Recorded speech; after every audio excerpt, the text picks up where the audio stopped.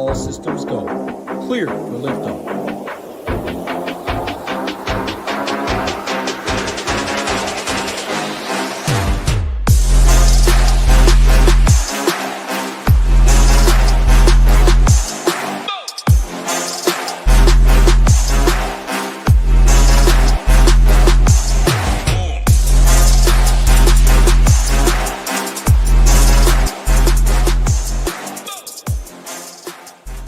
What's up, everyone? Tyler Tamboline here, a.k.a. ToeTagginTambo, back for another edition of the First Look Show here on the SHIPIT Nation YouTube station. Got Hoopster here with me this week. D-Gen taking a week off, but getting better and doing his thing, so we'll get him back next week. But week 15 ahead, Hoopster. We got a big one. We're getting through this season fast, and we're going to go game by game. You do our usual first look, actual true first look. I got my notes ready to take down, but the next closest guy to D-Gen on the good calls is Hoopster. Hoopster's making all kinds of good calls lately. D-Gen had the Josh Allen Nakua just play them naked. That was literally in my notes. I circled the two, and it said, just again, you could have got away with Shakir, all that, but reality was play those two, and you were in pretty good shape. What's going on, Hoopster? How you doing? Yeah, we actually talked about that on the Sunday show, because that is always no more dressing up today. I had to dress down for the First Look Show. We're off the showdown, new week. You're not going to see me dressed up with my hair done, I don't think, probably for the rest of the season. So nothing to worry about there. But we did talk about that on the Sunday morning show, because it's always a challenge with Josh Allen stacks. Like, who do you want to pair him with? If you're running it back, sometimes it's hard if it's more expensive run back, because you're already paying up at quarterback, then you're paying up for another spot. And I mean, I know I specifically kind of brought it up where what I was doing, and I did this on a lot of teams, where I'm saying I don't need to stack Josh Allen, but on Josh Allen teams, I want at least one pass catcher from Buffalo or one pass catcher from the Rams. And that ended up being, the play. And obviously the team that I had that did well did have Shakir, but I had a lot of teams that had just Josh Allen and just Nakua on the other side. And that obviously worked out well. And it's always going to be a challenge when we don't have a ton of value and we have guys that are expensive that we want to play, such as a Josh Allen at quarterback. It obviously worked out last week, so it was a good call by D-Gen, and I think we kind of piggybacked it as well on the Sunday morning show.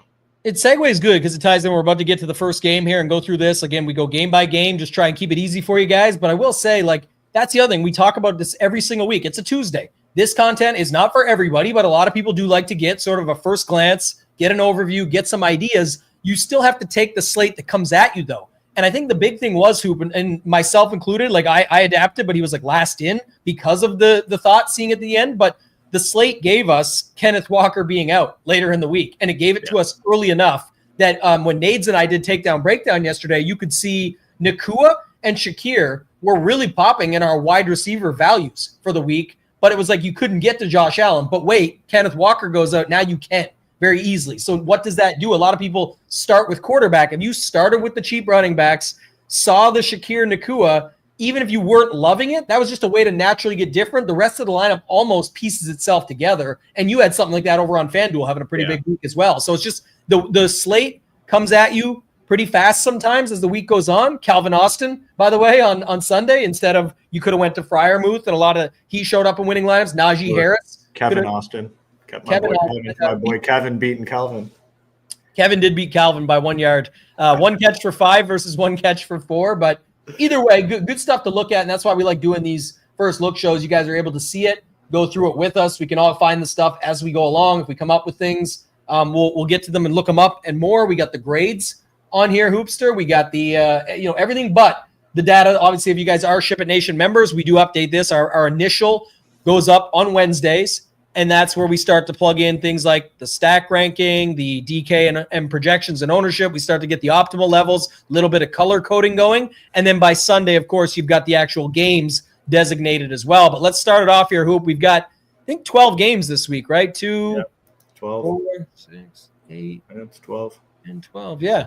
And lots more afternoons. So I don't know if any grand scheme overview, or have you even looked yet? Usually DJ and I start from pure scratch. No, I haven't looked, and someone in the chat had posted that it looks like it's a split, so that or a decent. So there's 5 afternoon games, which for game theory stuff is interesting because you got a lot more options to swap. And we always talk about it like, you can do it multiple ways when it comes to swapping going into the afternoon games.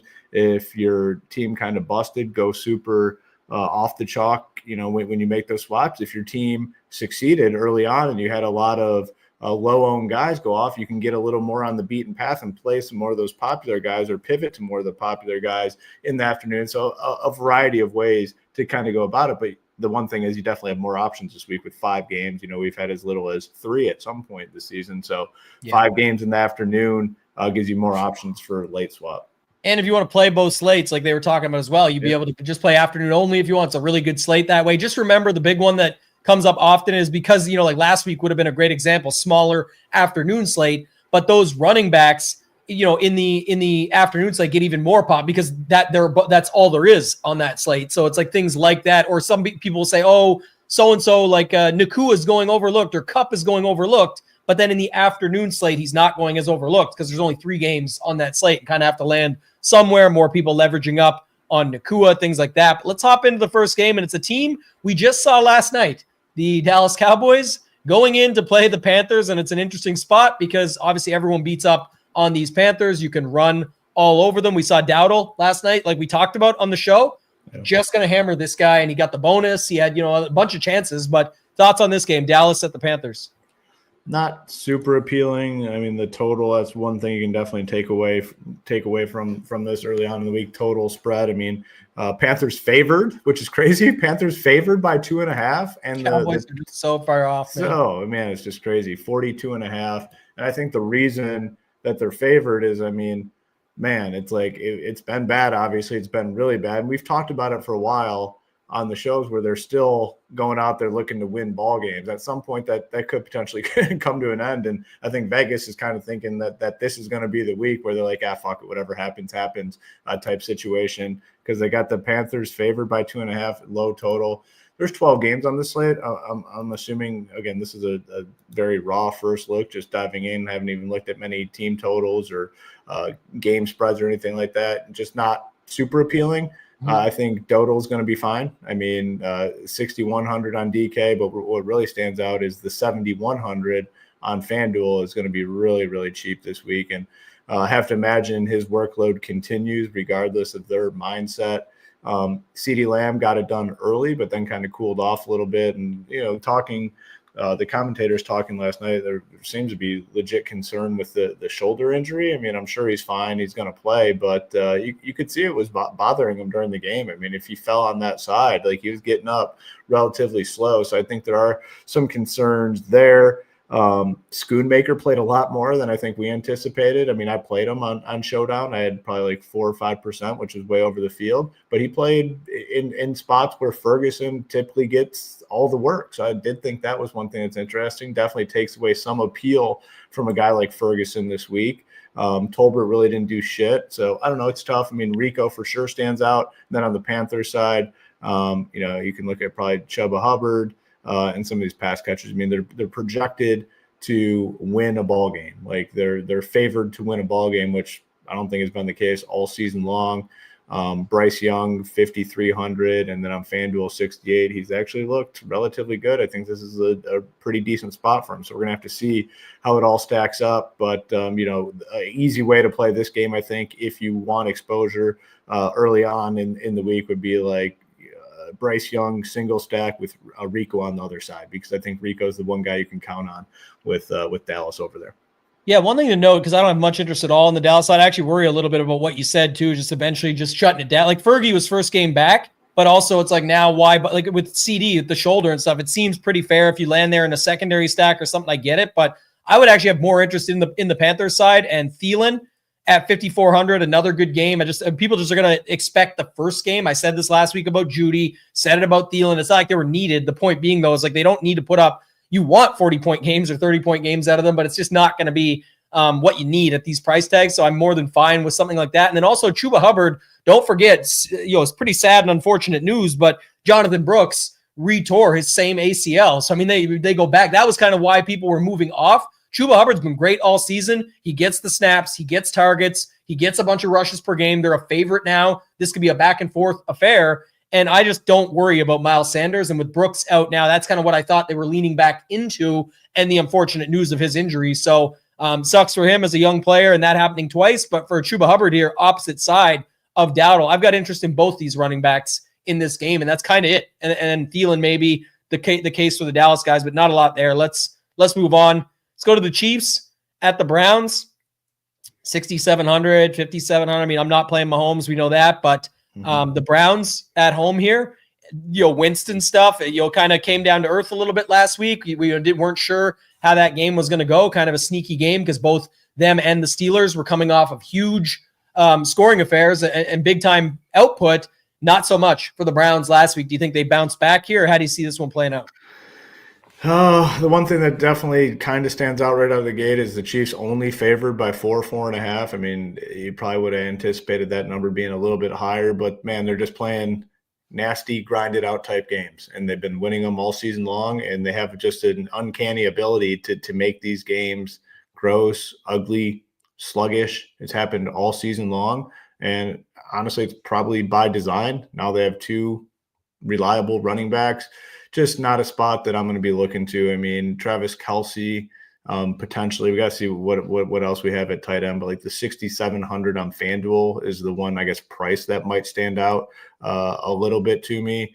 Yeah, the Winston stuff, like you said, came back to reality quite a bit. Status of Tillman, I guess, would be somewhat important. Officially questionable. Did he practice? So he's in the concussion protocol. I'm assuming he's going to have enough time to get back now. I mean, he's missed at least, is it 2 weeks or whatever? So I assume he's probably back in the mix a little bit. So it does muddy things up.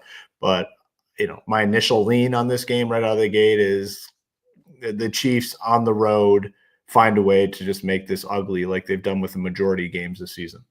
Yeah, I like Nick's call out here too. Like, Herbert had his chances. All Winston does is throw, man. So it didn't work out last week very well, but it started out fine. Like Judy got in the box right away. I know Tillman was out, but just to say it, like Moore didn't work out for people, but I thought he was a fine play. The price there, we'll have to wait and see the Tillman news. Njoku still getting a ton of targets. The guy's he needed Jameis Winston to unlock him. He's very capable. He's a big boy. If you ever see him out there, I mean, he's just tough. You're not really going to you can try double teaming him and whatnot, but once you get down to that red zone, end zone area, Njoku's going to be involved. And it's interesting because the price tag so similar on both sites. And I think this could be a spot that you could get after it, even though it's 45, 46 point total range type thing, 46.5, whatever. This is kind of the setup where I could see it being that you go with pieces in these games. Did you have any quick take? Just the rush D has not been great. I know you were interested in Najee last week. I know it was more to do with the injury stuff to Pickens, but even before Pickens was, what I thought is a surprise. By the way, news just came up while we're here live saying that he's actually unlikely, but an outside chance to play this week. I actually thought he was going to be fine last week. I was more worried about Neighbors, but I just am curious. Did you have any love for Pacheco or Hunt after seeing Pacheco come back and in this matchup against the Browns? Yeah, games, like you said. Yeah, and they clearly want Pacheco to be the guy. I mean, he came right in with, 14? Last week he got up to 14 carries and so 16 touches. He's only 6K on DK. We don't have it up there. I'm not sure what the FanDuel price is, but it's going to be cheap and it's probably only going to go up. So yeah, like maybe some sort of combination Pacheco Chiefs D. I mean, Chiefs D is in obviously a really good spot with Jameis throwing the ball. So that sort of combination is something that I would potentially be interested in. Can definitely still, run it back with something if you do want to play that combo, because you're playing Chiefs D for like a pick six. Like obviously that's what you're playing a defense for with the defense that's going against Jameis Winston. So I still don't hate adding in a Cleveland piece if you do something like that, which is, I guess, kind of a little bit off the wall, but not a ton really on the passing. I mean, maybe just like Kelce, you got to see what else we have at tight end. And if you do, the nice thing is, I guess, if you do go with some of the Chiefs stuff, you have a lot of potential run backs on the other side besides Nick Chubb. Like let's just be done with the Nick Chubb thing. I don't even know what he did last week. I'm assuming he sucked because he's just done. Yeah, 11 carries, 48 yards. I mean, Nick Chubb is a disaster. So he's the only guy, definitely would rule out. You just need so much. And on a main slate with 12 games is going to be tricky as well. But we'll see as the week goes on. But let's go to the next one here. Dolphins at the Texans. And, there was Nick, I think, was chatting earlier. Do we need to have the Bryce Young is better than Stroud discussion? Was it a one-hitter quitter for Stroud last year? Because, the injuries and stuff pile up to the dudes around him. But you would have thought coming into this season with Collins and Dell and Diggs and everything before the injuries happened would have been much better. And obviously the injuries happened. Things got worse, all of that. But still, what's your thoughts on this? So we kind of like the Miami spot last week, and Tyreek had a good game, but not, the other guys had better. Jonnu Smith did nothing until, at the end of the game. I think he caught that touchdown, right? So that solved that. But what do you see here with this game, Dolphins at the Texans? Yeah, the Stroud stuff, it's pretty clear. They brought on Joe Mixon. Joe Mixon has looked phenomenal. Almost like a new player from when he was with Cincinnati. We've talked about it. He's been great right out of the gate, and it's kind of like if it's not broke, don't fix it. Now, that's no excuse for Stroud missing some passes, and obviously there's something going on with the chemistry between him and Tank Dell, and he hasn't been needed. Stroud has not been needed at all for fantasy purposes, and you have to imagine at some point, he gets it going a little bit. So I don't necessarily hate this spot. 7,400 on FanDuel seems nice. 62. So we're basically at a floor price for Stroud. This is, I guess, the lowest price we've seen. He probably belongs down here based on the production. But this is a game that could be very, very nice. Dolphins, Texans, we got a total of 47.5. Potentially could go up. Close spread. Houston's only favored by 2.5, 3.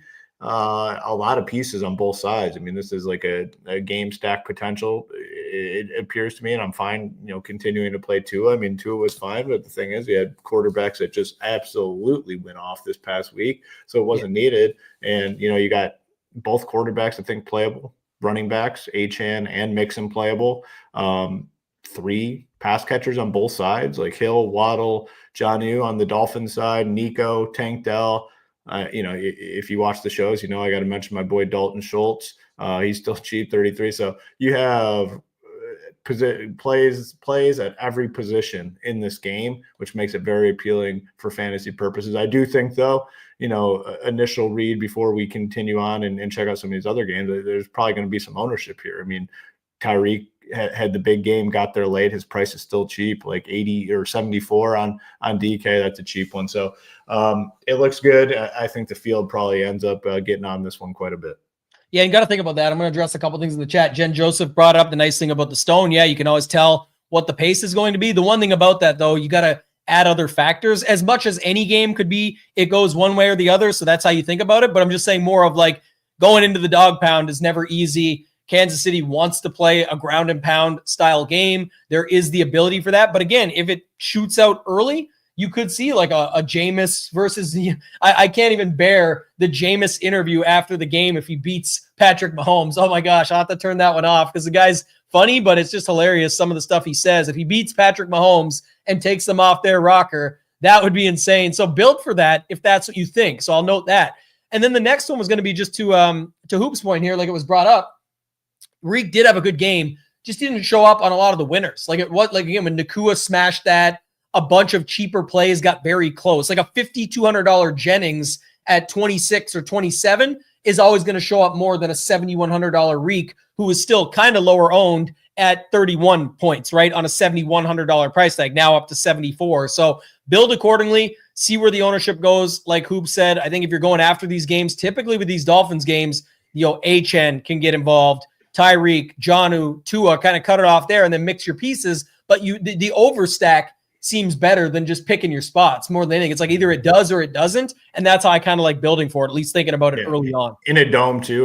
The weather's obviously shifting in a big way. So some of these outdoor games are going to be at a disadvantage. This in a dome, clear advantage. And of note, we DJ and I talk about that some weeks, so I'm glad you brought that up because people always ask in the chat. No one has yet today, but when do you sort of move to that? Mid-December, pretty good time to move to that. And when you have mid-December and more games than what we've seen lately with all the bye weeks and the extras and been a lot of 10-game slates, when you pop up the game size, the slate size, that's when you want an easy way to cross off some games or at least feel comfortable about it so you're not mad the next day. Cross them off when there's big time weather involved or potential for it versus just picking some of these good dome spots and picking your pieces, especially when it comes to your secondary stacks and things like that. Let's go to the next one here. Jets at the Jags. don't see a lot of appeal, but maybe you see, I mean, going against the Jags, I guess Aaron Rodgers, Devontae Adams finally showed up. They're still priced right, but any thoughts on this one? Low total. I mean, the total sitting at 40.5. Jets favored by 3.5. We're going to have to wait and see on the Breece Hall situation, whether or not he is back. I'm going to continue just to side with Devontae Adams over Garrett Wilson. And I think they're just, Aaron Rodgers is incentivized to get the ball to Devontae Adams. I mean, the whole reason Devontae Adams is with the Jets is because of Aaron Rodgers. What did Wilson do last week? It was so hard at the wide receiver position because you just needed like a couple guys and no one else really mattered like you talked about. So, yeah, he still went for 7 and 114, but I'm going to continue to play Devontae Adams over him. And it's honestly might be my only play in this game, unless Breece Hall's up. Breece Hall's up, maybe go back to Braylon Allen. But the Jaguars, anytime a team is just fully dead and really has underperformed all season, I just don't have much interest. So just probably Devontae is the play here for me. Yeah, I kind of like it from that angle too. It's just we'll see how a secondary stack might shake out. Maybe there's opportunity to pick up one from either side or something with these guys, but only really because the price is fair, like a $5,800 Brian Thomas Jr. or a $6,900 Adams or something like that. I've got no problem getting behind it. I don't think too much else to me on this one because we have such a big slate. I'm just going to keep it moving, but if stuff comes up, we'll be on it as the week goes on. So Commanders at the Saints. It doesn't get much better with this one, but the Jaden Daniels stuff and fighting for Rookie of the Year with Bo Nix and people sort of going back and forth between that stuff. I think Daniels showed, but $7,500 price tag on him. So thoughts on this one? It's going to be tough. I mean, Derek Carr, who's the quarterback now? I can't remember the dude's name. I saw it on Twitter. It's some random shitty dude. Kamara, I guess, is fine, but man, this is going to be an offense that struggles. They're 7.5-point underdogs. Total in this one is pretty low. So the team total on, what are we showing? We're showing like 17. So it's going to be a very low team total for the Saints. I don't want much in this game with the new quarterback coming in town. I'm sure someone in the chat who is a Horner or Radler is Spencer Radler? Yeah, Spencer Radler, I think. Yeah, and they signed this dude, this Ben DiNucci or whatever.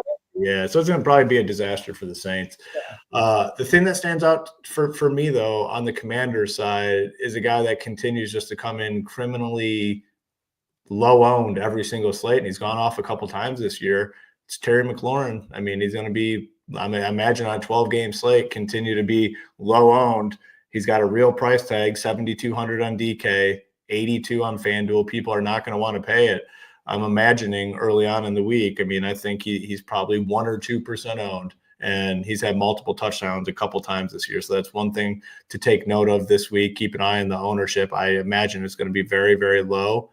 But the Commanders probably are able to get whatever they want. I mean, the Saints know their season's over. That's, I guess, my main takeaway. Yeah. The thing is, man, like the McLaurin thing, and you nailed the call the other week when he crushed. So I'm not taking away from it. Just I feel like he's almost like the Nick Chubb of wide receiver. Like can he have a 30-point game? Yeah, he needs it though. And it's like, he's going to be like Tyreek last week? Is he really going to be needed at 7,200? Yeah, we'll see. I mean, last week was kind of an anomaly though. I mean, the scores were massive. I mean, it was like one of the highest scoring weeks. Yeah, I don't know that I can remember. Like, do we think that happens again? It could. It's a 12-game slate. It definitely could happen. Yeah. But you're getting a guy, to me, multiple touchdown upside, a good quarterback in a dome. He's done it a couple times this year. If he goes out and gets 2 touchdowns, like I feel good that at least has a chance to be on the winner. Yeah, I agree on that. Unowned too. Unowned. I mean, just no ownership. It becomes like $15K for basically just under for him and Jaden. So it's like you can play him as a one-off too. It's like I do think he's better with Daniels because 2 touchdown day really helps Daniels as well. Plus Daniels might run one in, etc. But again, it's whatever the slate brings you. It almost feels like the Josh Allen situation. I haven't seen it yet, but we're about to go there in a second because we're about to get to the Ravens with Lamar at 8,300. And Lamar passed up on the MVP charts now. It's insane. He's having a better year than he had last year, but because of some of these stupid losses that they've had along the way and just the position they've been put in, bad defense, obviously Josh Allen's just an absolute monster, so that makes sense, but it is crazy. Yeah, a better season than last year. So, I mean, we can move on to this game, but that's the one note on Jaden Daniels above where he's 7,500. Can we get to these expensive quarterbacks? We'll have to wait and find out. The MVP stuff's such a joke. The fact that Josh Allen gets this massive boost and their team freaking lost. Like they didn't win the football games. They went off statistically. I mean, absolutely goes off statistically, but they lost. They lost the game. And now all of a sudden, like he climbs the charts. Like it's some of these awards are just so stupid, like so dumb. But anyhow, that's not important or relative, not important for this slate. Massive favorites here. People are going to want to be on Derrick Henry this week, I'm assuming. We'll probably have a lot of running back plays. 8,300. I mean, I guess the price could potentially keep him in check here a little bit. You got the whole D Hember thing where he starts rolling in December, and you're going to hear that all week long. Probably is hard to get the pass. That's one thing we know for sure. Like in these spots where a team is favored by so many points, like the passing game won't get much ownership at all. So like Lamar Jackson to Zay Flowers or Bateman or Andrews, probably all that is very low owned this week because everyone's going to assume that the Giants have no chance. It was just last week. It didn't work out fantasy wise, but the Eagles, they're going to blow them out. The game's going to be over by halftime against the Panthers. Was not the case. Now, again, it didn't get there fantasy wise, but building teams based on a blowout, I just think is so stupid, especially in the NFL. So you're going to be able to get Lamar Jackson. I don't know if I'm going to get there super early, obviously, in the week, but you're going to get the Ravens passing attack at a very low ownership. If anyone's going to the Ravens, it's going to be Derrick Henry, and I don't want anything to do with the Giants. I can already tell you that. I wonder what they will do with Henry because it is first game in December for him. People are going to talk about that. It is an excellent matchup on the ground. People wanted Kamara against this team last week, and wasn't a great week for him. That was injury plus matchup. But in this spot, I think it's something to talk about. And I love that call by you. Like if they're going to win like this, someone's putting up the points, and it's typically easy to figure it out on the Ravens. I know that people don't want to figure out who to pair Lamar with, but you can just pull the DGen call from last week and just play the quarterback naked and just move on, or play Derrick Henry. This reminds me a bit of last week, though, the Hurts-Barkley stuff, right? Just at a bit different price tags, but they're at the exact same price tag. But Barkley was $9K, but it was the big 14-point spread or 13-point spread, whatever it was. Yep. And you were kind of picking between the two. So, I don't know how I'll play it just yet, but I definitely have interest in this spot. I think the Giants have been pretty horrible, and I think the Ravens just need another spot to beat up on a team. It's getting close to playoff time, make a case, all these factors and more. So I definitely have interest in Lamar Jackson here at 8,300, Derrick Henry at the same. If I play Lamar, as much as I just talked about playing him naked, I think that's what becomes interesting is when people struggle to figure it out. Like I can play Zay. I'm a homer for sure, but I think the stats don't lie. I think Zay is completely underrated for the league. Like he can catch 9 for 100 in the first half. Cheap price. I mean, what is 6K and DK and 73 on FanDuel. That's like bottom barrel price. I can't remember who I was talking about earlier where I said it was CJ Stroud. I mean, same thing. This is as cheap as Zay Flowers been, 6K and 73. Really good price tag. Yeah, Ravens are dead DFL without Lamar. I don't care about the Henry stuff. Like Lamar is the team. If I'm a homer, you could say it, but I think we're talking about the jump in the Josh Allen odds. He's obviously very valuable to his team and one of the candidates for most valuable player. We're saying how the one game this week literally flips it on a loss. It's like it doesn't matter how many points they had when they got it. That talking point can be applied to just about every good team in the NFL. I mean, if you lose your starting quarterback, your season's probably over. There's not a playoff contender type team that I can think of where it's like, oh yeah, all right, the backup's in, they're going to still be just as good or close. I mean, you can make that argument for all NFL teams that are good, I would say. Yeah. Another good team with a good quarterback and a good matchup last night.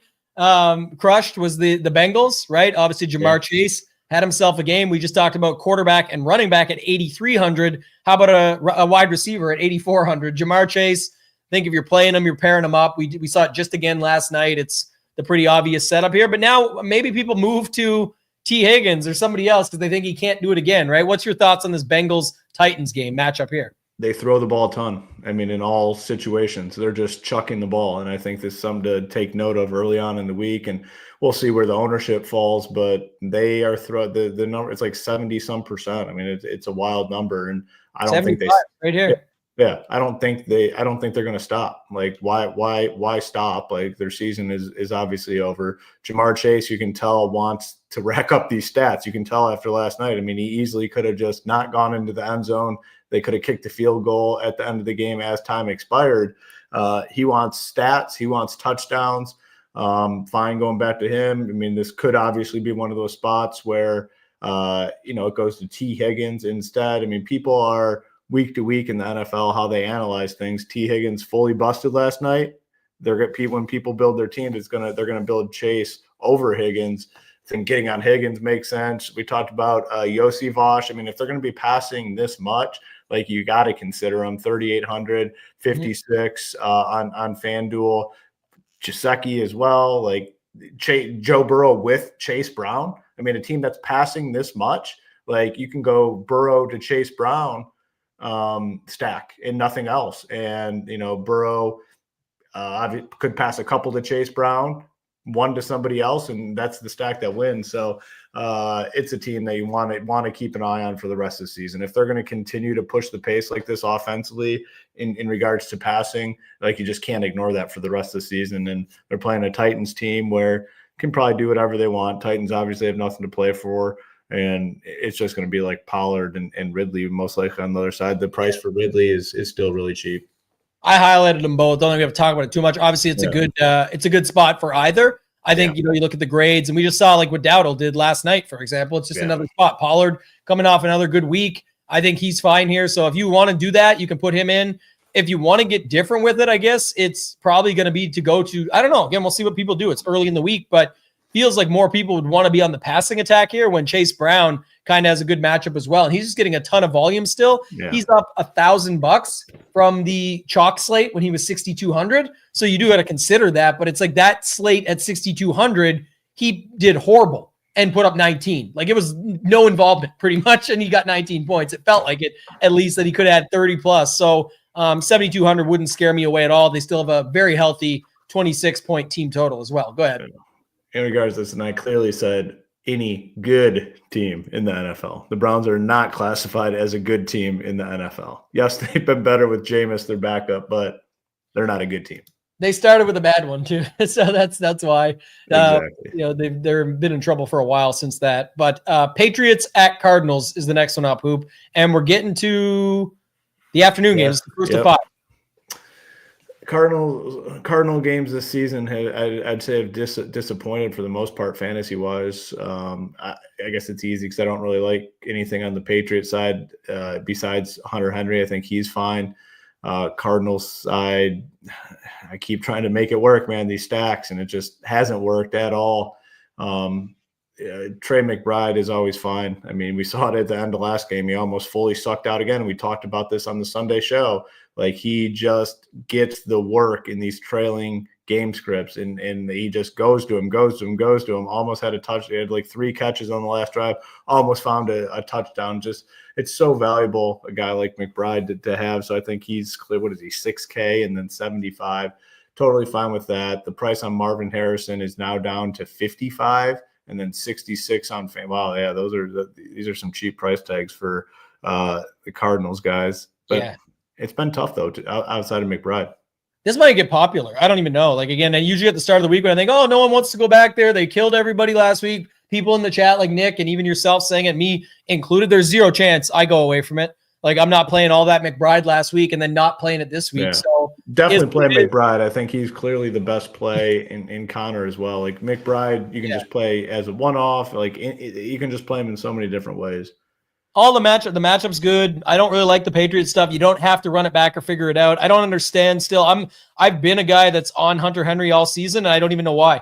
I think I just look at the stats and the numbers and the data. I use the stone. And I trust it all, and it's been good to me for everything else, so I'll take it. But I don't know why we keep playing this guy. Like, what has he ever really done? He gets, some target. The talking point is he's Drake May's favorite target. that's what we all say. The guy, like when Nick says it's Kyler, just substitute Hunter Henry in there for me because I've been playing his ass and I don't know why. This will be. It hasn't been bad. I mean, I guess it's the volume. Yeah, look at 9-6, 8-4, 9-8-9 in terms of targets. So he's getting like 7 targets a game. What's his? Do you have his DK points up? Yeah, I mean, nothing has nuked, basically. It's all been in check. 14.5, 9.4, 12, 2, 12.5, 9.5, 17, 13. He just hasn't gone off. He gets you He's 3X. middling. Yeah, he's Solid been middling 3X. performer. Good cash play, probably. We'll see Yeah, what great. title has to say. Yeah. Hunter Henry sucks in GPPs, but he's good at cash. That's, FanDuel sucks, but who crushes? That's the version of Hunter Henry over there. So, yeah, maybe that's why. But I mean, I'm not getting away from this. 26-point total at home. Drake May could push the pace. Like, it's if you want to go opposite side and try and figure it out, good luck. But I'm just saying it's more for me. It's not about going to Drake May. It's do I believe that Drake May could get some rushes on the ground, some big passes to a Pop Douglas or something like that gets it moving enough to get this game rolling to where we want to be at with it. And again, if it gets popular, you got 4 other games in the afternoon that you can late swap to. But Kyler, Harrison, Michael Wilson, McBride, James I don't Conner. think the stacks get popular regardless of what happens this week. I think people are just kind of over it at this point. It's just hasn't hit, and I think people are just kind of done with it. So I don't think it ever is going to get quote unquote popular. Right. And then this is fine, but it's just, man, good luck. Like figuring it out. You can just stack it with one guy and move on, but it's been the same story all season. They look good all week long, and then Sunday afternoon they look like absolute dog shit. He's 5,600. It's also not as easy to hit when you go to like this next game. We got Anthony Richardson. I know it's the Broncos D, but like there's other quarterbacks we've already talked about at 61. We'll get to 59 later on. Like there's definitely other spots that you feel better about it, have condensed offenses that you can stack and feel more comfortable with it. I don't want a cheap version of Patrick Mahomes figuring it, meaning in not how he plays at all, but in figuring it out of what I need to get right with it. So to me, it's not that interesting. I like the other side with Kyler and just take my chances. Next game up, Colts at the Broncos. Really good matchup for Bo Nix. This is 24-point total at home, but how do you see this one? Look at the defenses he's up against here. Yeah, I mean, could easily have his way. It does seem like a really bad spot for the Colts. I mean, going to Denver is always difficult. Denver's actually, pretty good this year. So I could potentially have some interest in the Broncos stuff, the passing stuff. I'm not messing with these running backs, but the passing stuff for sure. Bo Nix to Sutton. I mean, they have a really good connection. Sutton's been great all season long. This Vele, however you pronounce it, he's been pretty good, getting some looks. It's probably just those two, though, to be honest. Like, with Bo Nix to one of those two, and I don't necessarily need a run back either. I mean, this Colts offense is not very fun. So it's Nix to Sutton or Vele, single stacks, and probably it for me. Yeah, that would be the thing. Just, thinking about it is tough. But the if you don't like stacking with Anthony Richardson, you usually just play him naked or maybe pair him with one guy. Whoever that one guy is who your run back could be. But I would certainly be fine with just going Nix, Sutton, and move on. Yeah. Like that's how I feel about it. It's a good spot.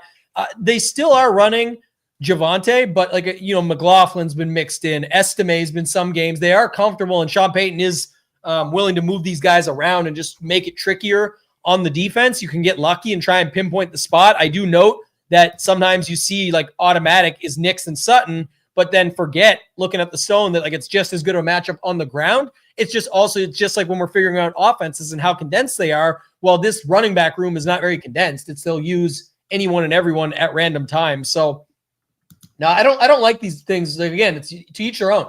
I'm not trying to figure out Drake May. There's 24 quarterbacks on the slate. Like if it's the right one, then that's awesome. And same for this. Richardson can be a fantasy points monster, but if Sutton has a big game, it's usually going to be attached to Bo Nix, and it's not like Nix is 7,500. He's 63. He's only costing you $500 more. If Sutton has the game you need, just have him with Nix. It's the way I play. Again, doesn't mean it's right, just how I would look at it. So yeah, I'm with you on this one, Hoop. And the other side, it's another good luck situation between all the dudes that they have at the wide receiver room. Who's it going to be? I don't know. It could be anybody. If you wanted to do it, the way to go would almost be to put Richardson with one of them and then run it back with Sutton. And then that way, at least you're comboing up the game. But again, I just think it gets really tricky. And there's some good games, including this one, coming up next. So here we go. You won a Millie Maker on a Lions Seahawks overstack, right? Yeah. And now you won last week with a Bills game. So do you just pop the Bills and the Lions together? Like I forgot about this game being on the slate with the first look. So everything we've talked about, this is where the popularity rises, right? It's just you can play anybody in this game. Yeah, I mean, big total, 55, clearly the biggest of the week. Close spread. Lions favored by 1.5 or 2. Problem with the game stack here is price tags, obviously. It's going to be hard to get a lot of these pieces in there. Both quarterbacks, I think, clearly in the conversation. I think the running backs are a spot to potentially get a little bit different here. I mean, after what Josh Allen just did, no one's going to want to be on James Cook.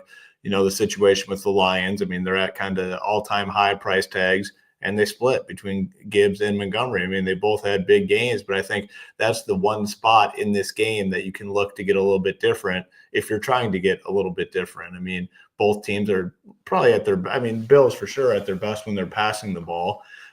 So that's one thing that stands out. The pass catchers, I think on both sides going to be, you know, somewhat popular. I mean, people are fine playing Josh Allen without a pass catcher, but the one thing that I noticed last week that definitely kind of stands out is starting to take some give Amari Cooper some deeper looks down the field, and it hasn't really hit this year, but at some point, like, they're going to match up and they're going to connect. And Amari Cooper has an all-time low price tag. Another guy, 5,300 and then 59 on FanDuel. Like, Amari Cooper stands out early in the week, and I hope it doesn't get like steamed up or a lot of people get on it, because that's one play in this game that definitely stands out. We're going to have to see on Kincaid. You know, if he's out, it makes the stack stuff a little potentially easier, but he hasn't used Knox really at all. So it's difficult. But the one play that definitely stands out to me on the Bill side early on in the week is Amari Cooper. And then, you know, James Cook is going to be very, very low owned, I'd imagine, because people are going to want to be on the Allen stuff.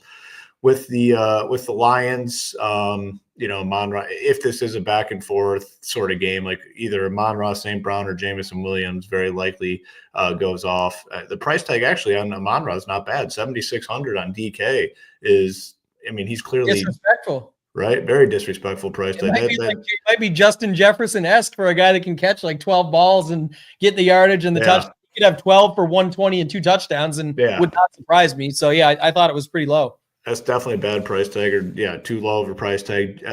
So I guess maybe it's not as hard to load up on this game now looking at this. I mean, neither pass catcher for the Bills, Shakir or Cooper, is expensive. Amon-Ra St. Brown is underpriced. Jamison Williams is mid-range price. And then, you know, the story with Laporta, it hasn't been a good year, so he's super cheap as well. But the one thing that definitely stands out to me, like I said, the running backs are probably the lowest owned part of this game. Amari Cooper stands out to me, though, and Detroit's defense a little beat up right now. I think Cooper catches a bomb, so that'll be the initial early, Tuesday afternoon call. Amari Cooper stands out as definitely a solid play for me. You're crazy. You're cuckoo over there. You like the James Cook and the Amari Cooper, the double COO. So maybe that's what you like. I will say I love the Cooper call early, and again, it's Tuesday takes, but I would say for sure the secondary stack that has me interested, especially with this Amon-Ra price tag, where I think he definitely gets steam at that number. I love Gibbs. Why would you not try and keep Josh Allen off the field, the guy that can throw all these touchdowns and run them all in and do everything? Doesn't mean it's going to work, but what do you always say about Campbell? That's exactly what they're going to do anyway, and you know it. When is Gibbs the best? In like an electric type atmosphere, a game like that could go, even if it's lower scoring, the back and forth of it all, I could see happening. So I really like Gibbs. And if you're going to get him at lower ownership because people are worried about the split, and most people landing with that kind of money in this game are going to be more comfortable spending the extra 100 and getting Amon-Ra at wide receiver, I'll have Goff, Gibbs stacks. I'll have Goff, Amon-Ra stacks and mixing them up. But I think a secondary stack in this game, if you're not going to commit to it in some, would be Gibbs and Cooper for me at those price tags. Cooper can have a big day and not need Josh Allen. And Gibbs can have a big day and be a lot of what happens for Detroit over there. So I kind of like that as well. But definitely going to be a popular game. The chat's asking about your boy, Timmy Patrick. Always in. Yeah, what 43, 50. It does suck. He coming off a 2 touchdown game. I mean, people might be on him a little bit more than usual. But, man, he just finds a way to get open. 7 targets, 6 catches, 43 yards, the 2 touchdowns. Cheap way to get exposure to the game. Don't hate it. Yeah, I'll shout out to my guy Gerald here, always supporting and appreciate you. I'll answer, just my thoughts on this. A couple notes. One is, if you're doing that, I think there still is something to be said. I'll leave it up while I talk about it, about being careful with it in the sense of like my example. I think Gibbs and Cooper you can get away with, because whether it hits or busts, it could be a spot that lesser on a Gibbs, for example, but you've got the right pieces of the game. But typically, if people are trying to just put a one-off in, if it ends up going the way it's going, like if Jamison Williams has a big day, that could be what sets off the entire game stack, and then you just get crushed and passed, and you have one right play, but you're missing it to the game stacks that just are dominating you. So I tend to prefer to get in on these games, or when I get out on them, it's not just making a rule and getting a guy in a piece on these of either team. It's more of a very particular about how I do it. And I think Gibbs and Cooper would be the way for me. I don't know, Hoop, if you have any thoughts on the game stacking side of things, but overstacks are out there and they exist. And if a game goes off, you typically will see that take over, right? Yeah, I pretty much agree with what you laid out there. Yeah. Yeah. All right, 2 more games to go. Interesting game. The last one is the Steelers at the Eagles. We just got the Pickens news earlier, but just to note, Buccaneers at Chargers up first. And this could be interesting. It's not going to have the total of the Bills-Lions, but it feels like it could have the back and forth, right? You could see it between a Herbert, Mayfield type of matchup. Well, what's your thoughts on this one? Yeah, so I mean, the one thing whenever I see the Bucks is that D plus on the pass defense that are bad against the pass. The Chargers without Dobbins willing to pass like a little bit more. And then the one thing I definitely want to see is if Ladd McConkey is going to be in or out, because he sounded pretty close last week. Knee, shoulder. I'm assuming he's back this week. I hope that's the case because I do want to play some of the Charger stuff here for multiple reasons. I like it. I like the matchup. And I like the fact that I have run backs on the other side and like Cade Otton, Mike Evans, and even if Bucky Irving is back, how serious was his injury? Is there any other news? I didn't see anything else pop up on it. So his back just tightened up. I imagine that he'll be back as well. So direct run backs. I don't even hate the Baker stuff. Like should be relatively low owned, like stacking the Bucks today. So this is a game that I think could be pretty sneaky, to be honest with you. The total as of now is sitting at 46.5. Like that's a pretty respectable number, and I feel good about a lot of pieces here. So yeah, I'll be in on this game, I imagine, when it's all said and done on Sunday. Condensed offenses typically, isn't there something too? What's the situation with Disley? That's the other one I was thinking of. I thought I saw something this morning about him. This is officially questionable. Yeah, so he's going to be out. Yeah, man, I wish they had my boy freaking Parham still there. They got what's the dude they got besides Stone Smart, who's on here? They also have what's his name, Tucker Fisk. Mr. Fisker. The old Fisker, man. Yeah, you get into that. So, Herbert, Stone Smart, 2,600, tight end, 3 for 54 against KC. I'm imagining at 2,600, he's going to be the cheap go-to tight end this week. Take a dart on Stone Smart. Might be Stone Dumb, but at almost the Stone minimum, who knows? It's 2,600. He's very close to it. So Cade Otton could be a bounce back spot after last week. Just horrible game. Needed him in a couple places where I thought instead of Bowers, flip it to the other side and do that. So it's just the way it goes. But yeah, and Nick brought up a good point too. That's why I said I'd be fine just having if I'm going the way against what Gerald was saying. I was saying like if I want 1 to 2 pieces, I want them in a very particular way, not just throwing a Jameson Williams in there because I think he's a guy, for example, that would make the game go off and be more involved in a game stack where then your one-off doesn't really help you or your 2 pieces. I would want to set up for the game failing. So playing some of the defenses or just the running back or something like my Gibbs Cooper stack. But I do think this Bucks Chargers game is interesting. So we'll definitely have love here, Hoop. It's more of just condensed offenses and the fact that it could pop off. It's not the biggest total.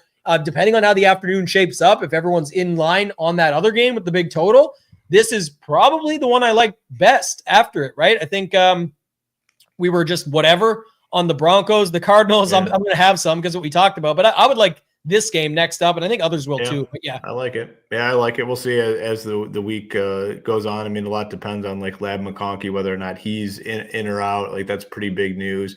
We already have a cheap tight end in Smart, so we got to see as it goes on. But I'm with you. Initially, this one looks pretty nice. Yeah, who was this? Posted it. AJ's been whining about not getting. Oh, it was Debo. Debo posted after the game. Are they off this week or what's their game this week? They're Thursday night. Yeah, Thursday night. I'll check that out. I'll be in Nashville actually for that one, so I won't be on the show that day. But you guys will have it covered. But just to note that Debo went on Twitter, X, whatever you want to call it, and he said, "I'm not injured. They're just not getting me the ball." It's like he's literally going public with it beyond just mentioning the locker room and whatnot. So see how the squeaky wheel stuff goes. But AJ Brown 8,000, Jalen Hurts 8,000, Barkley 8,600. It's a much closer spread than what we saw last week. It's not the Carolina Panthers. They're back at home. What do you think of this last game on the slate, Hoop? We got Steelers at the Eagles. Yeah, the main thing is the squeaky wheel narrative with AJ Brown kind of calling out which is ironic. They've won 9 games in a row. Like, just keep your mouth fucking shut. Like, your team. The opposite of Barkley too, because not to cut you off, but Barkley's the one we talked about. He'll like take himself out of doesn't need to go back in for the record. Just wants to win. This is interesting. I hate shit like that. Like, if you're getting your ass kicked out there and it's a disappointing season, okay, sure, you make the comment, whatever. I still don't think you should ever make the comment like that. But you've won 9 games in a row. You're 11-2 or 10-2, whatever the hell it is, and you're talking about the inefficiency of the passing offense. Like, get the fuck out of here. But that could lead to some additional targets. I suspect it does. They need AJ Brown to be successful. So I kind of will be playing into this a little bit, I imagine. Like, I've been playing it. So that's kind of why I'm going to stick with it. I mean, it was unowned last week. It's probably unowned again this week. And like you said, like you were pointing out there, if you want to beat the Steelers, it's through the air, not on the ground. So a lot does kind of go into it, but I'm gonna be on it. Another thing, Devonta Smith, 5,500. He was like upper 6 early on in the year. Wasn't he 58 last week and had an okay game? It's like yeah, coming back from the injury. So I'm interested there. You got a cheap tight end. I think Goddard's still out. So I do the one thing though. I think this is a bad spot for the Steelers. I think that the Eagles win this game pretty easily. Obviously, I'm hoping that's not the case because I want the Lions to get the number 1 seed. But if you're looking for run backs, I guess Calvin Austin, Van Jefferson, Freiermuth, they have cheap run backs, which make this a little bit easier if you do want to run it back if you are playing the hurt stuff. This is actually funny and interesting. We found this out last week too, is Barkley, his agent built into the contract, so there's none of these touchdown bonuses attached to any of his incentives. He's like, it's fine. I'm here for the mission and we're going to win. But that's one reason he doesn't have to bitch. But it was more like his character on the sideline. I don't think he even knew there was a camera on him that game when he's like, don't you want to go back in and get the record? And he's like, no, they're good. Just leave him in. We got this, man. Let's just win the game and stay healthy. The goal is to win the Super Bowl. And the chat's on it. I don't need to keep dragging it on. Like Nick says, they're divas all by themselves, but it's like all about themselves. These wide receivers, like it's like DFS. What if you like your stats aren't there? You're still winning. Like you're treading water. In this case, your team's actually winning. But what if you're the champion hero in the Super Bowl? Like, I'll lose all season if I win the live final or something. Who gives a shit? You win $2 million in the mega ultimate at the end of December. Nothing will matter in all the previous weeks. What if you're the hero in the Super Bowl game? You won't give a shit about week 14 when they didn't get you the ball enough as you beat the Panthers and pulled off a win. You almost got embarrassed, actually. So just be happy you won the game. So I think that's kind of how I would look at it, but don't know. And the tricky for me, Hoop, is I don't have a lot to talk about here. We'll wait on the Pickens news. Calvin Austin's played the same role, Freiermuth, Harris, these guys. But I guess my takeaway is I think I like, where was it at here earlier? I like Lamar more than I like playing Jalen Hurts. I think the Lamar stuff's going to be very low owned. Like, anytime people see that 15 number, minus 15, they don't want the passing attack. They want the running back, and you have a clear running back here in Derrick Henry. So I'm with you on the Lamar stuff. It's going to be low owned. I like that, but I do like the Hurt stuff as well. But I like you can play them both. I mean, if you're building a lot of teams, you can definitely play them both. I'm with you. I do like the Lamar stuff. I like early both on as well. Meaning like one or the other. I don't want to play them both. But the good news is it's not a Barkley Hurts situation. It's not the same price tag, and it's also. It is usually one or the other. It's not, it's not often that they're splitting each other up. It's a Lamar game or a Henry game. And I kind of like that. And the spot's so good. And it is a NFC team as well. I know Lamar, that just broke up again because they lost to the Eagles, right? But the only team to beat them before was the Giants with Daniel Jones. They don't have him anymore. So it's a 15-point favorites. I think he's going to beat up on them, but we like Lamar in those games. So I don't have anything else. Do you have any final thoughts or anything else now that you've seen sort of the slate as a whole that stands out? I mean, you mentioned a lot about late swap, all that. Anything else you want to add? Yeah, but I mean, bigger slate. We got some injury stuff we'll be waiting on. I mean, obviously, make sure you tune in. If you're not a member, head on over to SHIPIT Nation, get in our Discord. We have updates as they come in from Twitter or X, and then tune in to the shows as well. We'll be here Thursday night on the Mayo Media Network for I think it's the 49ers and Rams, I want to say. Rams at 49ers. Yeah, Rams 49ers. But yeah, should be a good week. Got a couple extra games. Looking forward to it.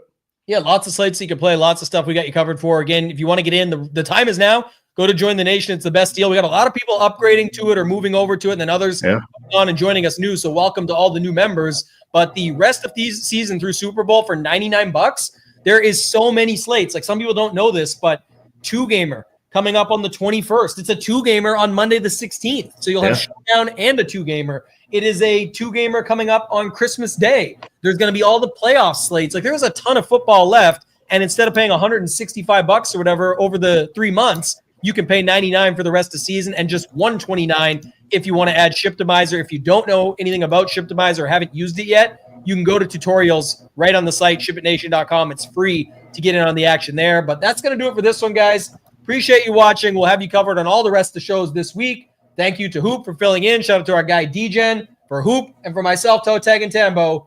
Let's ship it!